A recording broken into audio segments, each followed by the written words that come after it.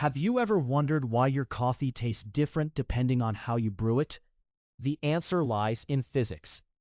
Welcome to the channel, where we explore the science behind everyday things. If you love coffee, or just want to understand how temperature and pressure transform your morning cup, hit that subscribe button so you don't miss out on more fascinating deep dives into the world around you. Let's start with the basics.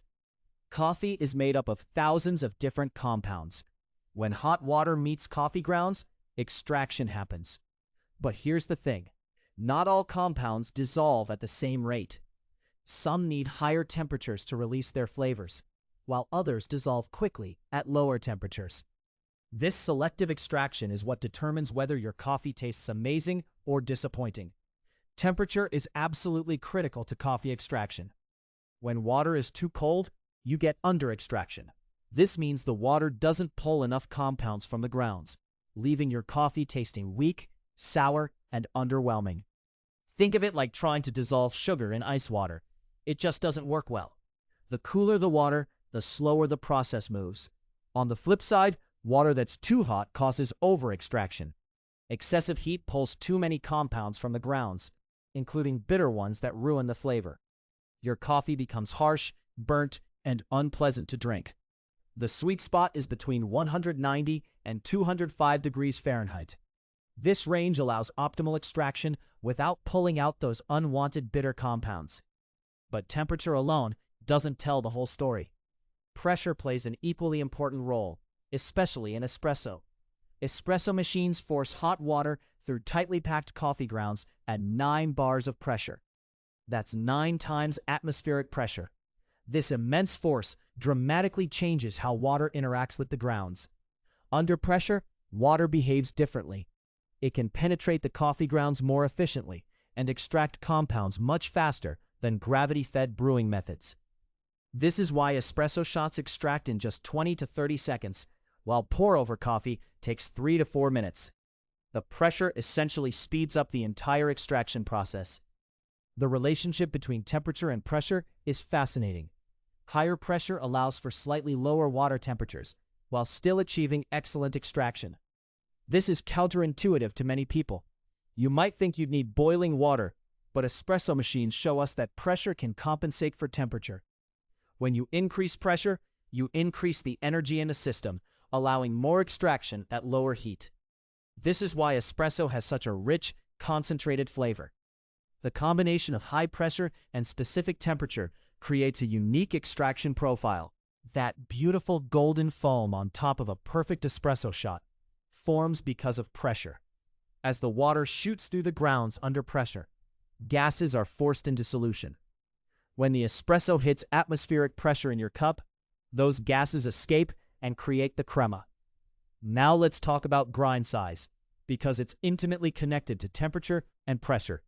Finer grounds have more surface area exposed to water. This means extraction happens faster.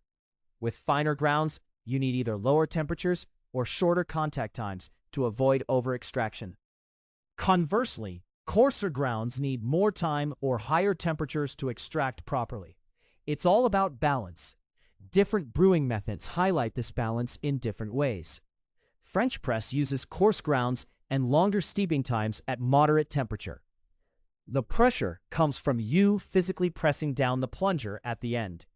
This creates a full-bodied cup because more oils and fine particles remain in the liquid. The longer steeping time compensates for the coarse grind size.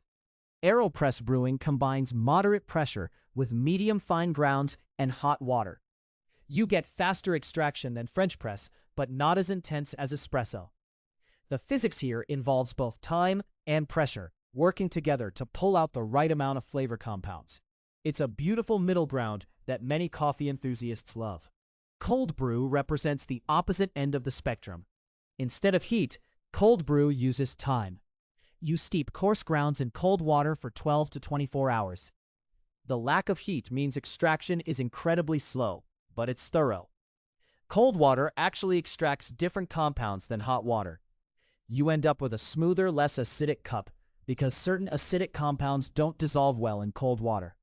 This shows that temperature fundamentally changes which flavors make it into your cup. Water quality matters too, and it ties directly to physics. Minerals in water affect extraction rates. Hard water with lots of calcium and magnesium actually enhances extraction slightly. These minerals interact with the coffee compounds. Distilled water, lacking minerals, extracts less efficiently. The physics of ion interaction between water and coffee compounds is subtle but real. Here's something most people don't realize. The temperature of your water drops significantly the moment it contacts the grounds. If you pour 200 degrees water onto room temperature grounds, the immediate temperature at the point of contact drops noticeably.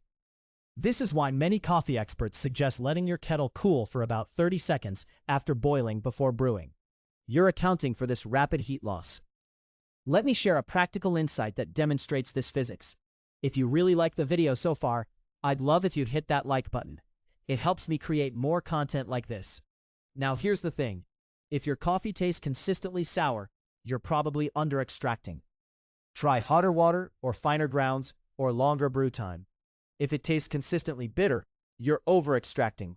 Lower the temperature or use coarser grounds or reduce brew time. You're literally adjusting the physics of the extraction process. Pressure also explains why traditional Turkish coffee tastes so unique. Turkish coffee is made in a special pot called a tsezve or ibrik, and pressure builds inside that narrow pot. The grounds steep under gentle pressure at high temperature, creating a very fine, thick coffee. The pressure and heat work together to extract an intense flavor in just minutes. And then there's the science of cooling. Once your coffee is brewed, it continues to change. As it cools, the perception of taste changes. Hot coffee masks some bitter compounds because heat enhances sweetness perception. Cold coffee highlights acidity and bitterness more. This is pure sensory physics. Temperature affects how your taste receptors respond to the same compounds. Understanding these principles transforms you from someone who makes coffee to someone who engineers coffee. You become aware that every parameter matters. The temperature of your water, the pressure in your brewing device, the grind size of your grounds, the time they're in contact with water, and even the mineral content of your water, all work together in a complex physical system. Mastering coffee is really about understanding this physics and being willing to experiment. Different beans, different roasts, and different brewing methods all create different extraction profiles. That's not magic. That's thermodynamics and pressure dynamics working on a molecular level. So, next time you brew a cup of coffee, think about the physics happening inside that cup or machine. Think about temperature gradients, pressure dynamics, and molecular extraction. Your perfect cup of coffee is waiting, and now you understand the science that makes it possible. If this deep dive into coffee physics fascinated you, please subscribe to the channel so you can explore more hidden science in the things you love. And if you have a favorite brewing method or a coffee experience shaped by temperature or pressure that changed your mind, I genuinely love to read about it in the comments below. Thanks for watching, and enjoy that next cup of coffee with your newfound physics knowledge.